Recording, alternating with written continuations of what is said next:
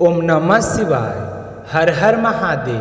प्यारे भक्तों, आप सभी की इस पावन कथा श्रवण में हार्दिक स्वागत है। आज दिनांक 24 फरवरी 2026 दिन मंगलवार है। यह दिन शक्ति, साहस और आत्मबल का प्रतीक माना जाता है। फागुन मास का यह पुण्य समय भक्तों के जीवन में भक्ति, वैराग्य और आध्यात्मिक चेतना को जागृत करने वाला होता है। मंगलवार का दिन विशेष रूप से धर्म, तप, संयम और सेवा का संदेश देता है। इस दिन की गई कथा श्रवण, व्रत, जाप और स्मरण से जीवन की बाधाएं दूर होती है और मन में आत्मविश्वास का संचार होता है। तो प्यारे श्रोताओं, कहा जाता है कि जब मनुष्य सच्चे हृदय से कथा सुनता है तो स्वयं ईश्वर उसके जीवन की दिशा बदल देते हैं। तो आज की यह कथा भी आपके जीवन में आस्था की लौ प्रज्वलित कर सकता है। यही प्रार्थना है हमारा आप सभी भक्तों के लिए भगवान से। तो आइए भक्तों, मन को शांत कर लीजिए और हृदय से श्रद्धा जगाइए और ईश्वर का स्मरण करते हुए आज की पावन कथा का श्रवण प्रारंभ करते हैं। तो चलिए भक्तों, आज सबसे पहले आप लोग सुनेंगे मंगलवार की व्रत कथा। तो इस कथा को ध्यान से, पूर्ण विश्वास से, मन को एकाग्रता से पूरा सुनना। बोलिए हनुमान जी महाराज की जय हो। अब अपने सुनेंगे मंगलवार की कथा। बोलिए हनुमान जी बाबा की जय हो। एक बार नैमिषारण्य तीर्थ में 88,000 मुनि एकत्रित होकर सूत जी से पूछने लगे कि हे महामुनि, आपने हमें अनेक पुराणों की कथा सुनाई है, कृपया करके हमें कोई ऐसा व्रत और उसकी कथा बताइए जिसके करने से संतान की प्राप्ति हो तथा मनुष्य को रोग, शोक, अग्नि, सर्प आदि का भय ना रहे। कलयुग में सभी जीवों की आयु बहुत ही कम होती है। अगर उन्हें इस तरह रोग और चिंता के कष्ट लगे रहेंगे तो वे श्री हरि के चरणों में अपना ध्यान कैसे लगा पाएंगे। तो श्री सूत जी ने कहा कि हे महामुनि, एक बार युधिष्ठिर ने भगवान श्री कृष्ण से लोक कल्याण के लिए यही प्रश्न किया था। भगवान श्री कृष्ण और युधिष्ठिर का संवाद आज मैं आपके सामने कहता हूँ, आप ध्यान देकर सुनना। एक समय हस्तिनापुर की राजसभा में योगीराज श्री कृष्ण बैठे हुए थे। तब युधिष्ठिर ने भगवान श्री कृष्ण से प्रश्न किया कि हे प्रभु, हे नंदन गोविंद, आपने मुझे अनेक कथाएं सुनाए हैं। आज कृपया करके मुझे कोई ऐसा व्रत या कथा सुनाइए जिसके करने से मनुष्य रोग, चिंता तथा भय से मुक्त हो जाए तथा उसे पुत्र की प्राप्ति हो। हे प्रभु, बिना पुत्र मनुष्य का जीवन व्यर्थ है, क्योंकि बिना पुत्र के मनुष्य नरक का गामी होता है। पुत्र के बिना मनुष्य का पितृ शरण से छुटकारा नहीं हो पाता है। उसके पितृलोक में सदा अतृप्त रहते हैं। अतः कोई पुत्रदायक व्रत बतलाइए। जो भगवान श्री कृष्ण कहने लगे कि हे राजन, मैं आपको एक प्राचीन इतिहास सुनाता हूँ, आप उसे ध्यान देकर सुनना। कुंडलपुर नाम के नगर में एक बुद्धिमान ब्राह्मण रहता था। उसका गुजारा मुश्किल से होता था। उसे अपने गरीब होने का उतना दुख नहीं था जितना कि उसकी संतान न होने के कारण वह दुखी रहता था। उसकी पत्नी सुनंदा पतिव्रता नारी थी। वह भक्ति पूर्वक श्री हनुमान जी की आराधना किया करती थी। तो मंगलवार के दिन व्रत करके अंत में भोजन बनाकर हनुमान जी को भोग लगाने के बाद स्वयं भोजन करती थी।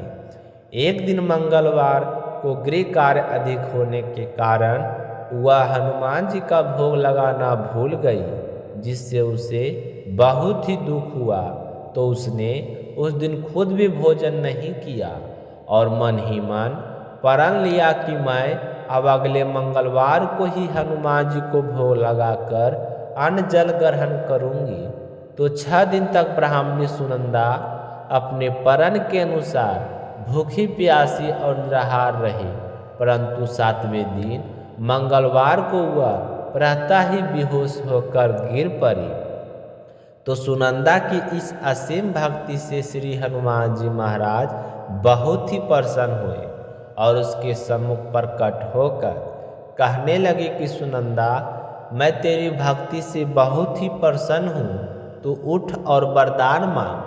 तो सुनंदा अपने आराध्य देव हनुमान जी को अपने समक्ष देखकर बहुत ही खुश हुई और उनके चरणों में गिर पड़ी और कहने लगी, हे प्रभु, मेरे कोई संतान नहीं है, आप मुझे संतान प्राप्ति का आशीर्वाद प्रदान करें। तो सुनंदा की बात सुनकर हनुमान जी ने कहा कि तुम्हारी इच्छा अवश्य पूर्ण होगी, तुम्हारे यहाँ एक कन्या जन्म लेगी, उसके अष्टांग प्रतिदिन सोना दिया करेंगे। इस तरह वरदान देकर हनुमान जी अंतर ध्यान हो गए और ब्राह्मणी सुनंदा बहुत ही खुश हुई और चूरमा बनाकर हनुमान जी का भोग लगाया, फिर अपने व्रत का पारण किया। जब उसका पति घर आया तो वह बहुत ही खुश होकर भगवान का दिया हुआ वरदान अपने पति को बताया। तो लड़के के बारे में सुनकर ब्राह्मण देवता पहले तो दुखी हुए, परंतु सोना मिलने की बात सुनी तो वह प्रसन्न हो उठे। सोचने लगे कि अगर ऐसी कन्या मेरे घर जन्म लेगी तो मेरी तो सारी गरीबी दूर हो जाएगी। तो हनुमान जी की कृपा से 10वें महीने ब्राह्मणी ने बहुत ही सुंदर कन्या को जन्म दिया। 10वें दिन ब्राह्मण ने अपनी उस बालिका का नामकरण संस्कार करवाया। तो उनके कल पुरोहित ने उस बालिका का नाम रत्नावली रखा। रत्नावली ने अपने पिछले जन्म में मंगल देव के व्रत किए थे, तो उसके पुण्यों के प्रभाव से रत्नावली का अष्टांग प्रतिदिन बहुत सारा सोना देता था। उस सोने से नंद ब्राह्मण बहुत ही धनवान हो गया और ब्राह्मणी सुनंदा भी इस बात का अभिमान आ गया कि ऐसे ही समय बीतता गया। जब रत्नावली 10 बरस की हुई तो सुनंदा ने अपने पति से कहा, स्वामी, हमारी बेटी विवाह योग हो गई है, अतः हमें कोई सुंदर तथा योग वर देखकर उसका विवाह कर देना चाहिए। तो यह बात सुनकर सुनंदा ब्राह्मण कहने लगा कि हमारी बेटी रत्नावली अभी तो बहुत छोटी है, अभी से क्यों परेशान होती हो।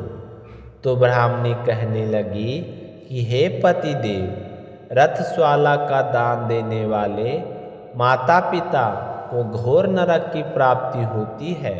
तो अपनी पत्नी की बात सुनकर नंदा ब्राह्मण कहने लगा कि हमारी बेटी तो अभी 10 बरस की हुई है और मैंने तो 16-16 साल की कन्याओं का विवाह करवाए हैं, अभी क्या जल्दी है। तो ब्राह्मणी सुनंदा कहने लगे, आप यह सब लोभ के कारण कह रहे हैं, आप ब्राह्मण हो, अब ब्राह्मण को शास्त्रों के आदेश का पालन करना चाहिए। तो नंद ब्रह्मा के पास अपनी पत्नी का जवाब नहीं था। वह कहने लगा कि ठीक है, मैं कल ही योग वर की तलाश में अपना दूत भेज दूंगा। दान भी तो सुपात्र को ही दिया जाता है। तो दूसरे दिन ब्राह्मण ने दूत को बुलाया और कहा कि जैसी सुंदर मेरी बेटी है वैसा ही सुंदर और योग वर उसके लिए तलाश कर लाओ। तो दूत स्वामी की आज्ञा पाकर वर खोजने के लिए चल पड़ा।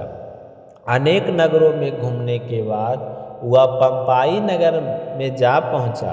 वहाँ एक सुंदर ब्राह्मण के लड़के को देखा जिसका नाम सोमेश्वर था। वह बहुत ही गुणवान था। तो दूत ने उस ब्राह्मण के लड़के के सब कुछ पूछकर जानकर वापस आ गया। आकर उस सुंदर और गुणवान लड़के के बारे में ब्राह्मण नंदा को बताया तो ब्राह्मण नंदा भी सोमेश्वर से बहुत ही प्रभावित हुआ और सोमेश्वर के घर जाकर अपनी बेटी का रिश्ता तय कर दिया और फिर शुभ मुहूर्त देखकर पूरे विधि विधान से सोमेश्वर को कन्यादान करके ब्राह्मण ब्राह्मणी बहुत ही संतुष्ट हो गई। पर लोभी ब्राह्मण नंदा ने रत्न वाला कन्यादान तो कर दिया, परंतु वह मन में बहुत ही उदास और दुखी था कि वह विचार कर रहा था कि रत्नावली तो अब ससुराल चली जाएगी, अब इसे जो सोना मुझे मिलता था वह तो बंद हो जाएगा और जो कुछ मेरे पास धन बचा कर रखा हुआ था वह तो उसके विवाह में खर्च हो गया और जो धन शेष है वह थोड़े ही दिनों में समाप्त हो जाएगा और मैं फिर से गरीब हो जाऊंगा। तो मुझे कोई ऐसा उपाय करना चाहिए जिससे रत्नावली मेरे घर पर ही रहे। तो इस तरह सोचते सोचते उसने एक पूर्ण निर्णय ले लिया।